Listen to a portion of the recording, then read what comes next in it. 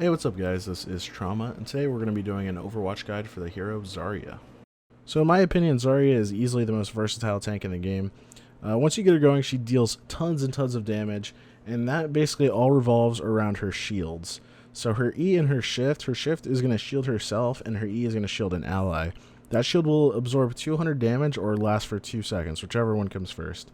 And based on how much damage the shield absorbs, it will give you a percentage of energy. And energy is Zarya's passive, and basically what energy does is it buffs your particle cannon damage. So the more energy you have, the more damage you're going to do.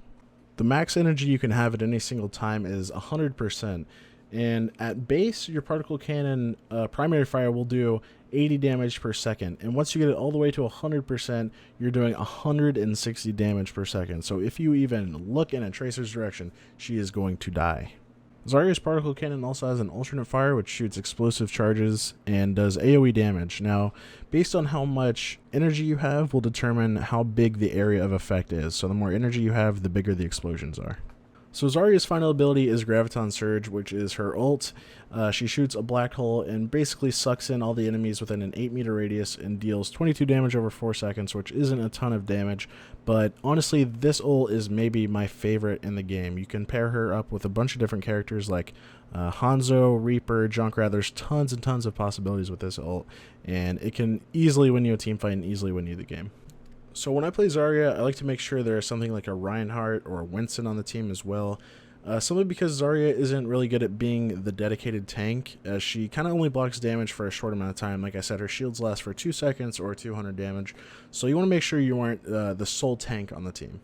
Now when you're trying to get your energy up and you're using your particle barrier on yourself, I think it's better to start engaging on enemies and then use your particle barrier mid-fight.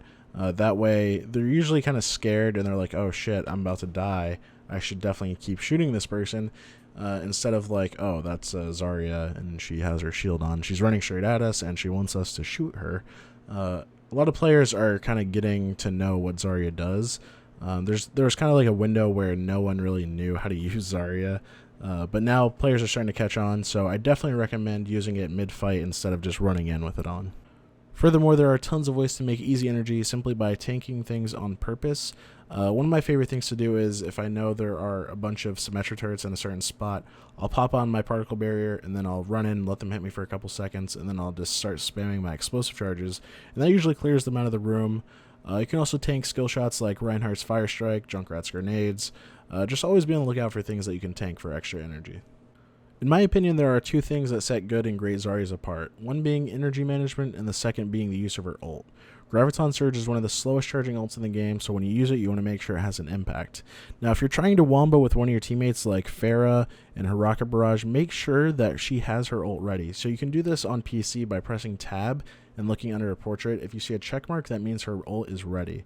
I'm not sure what it is on Xbox, but just bring up the scoreboard and you can see the check mark under their portrait.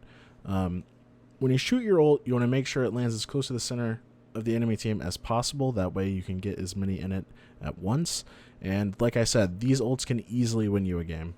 Anyway, guys, that's going to do it for me. I hope you guys learned a thing or two about Zarya that you didn't already know. This is actually the first video of like a tips and tricks video that I've ever done. So if you guys liked it, please let me know in the comments, because I do want to make more for other heroes. But I do also want to make sure that these are actually worth making. So if you guys liked it, please let me know. And yeah, see you guys later. Bye.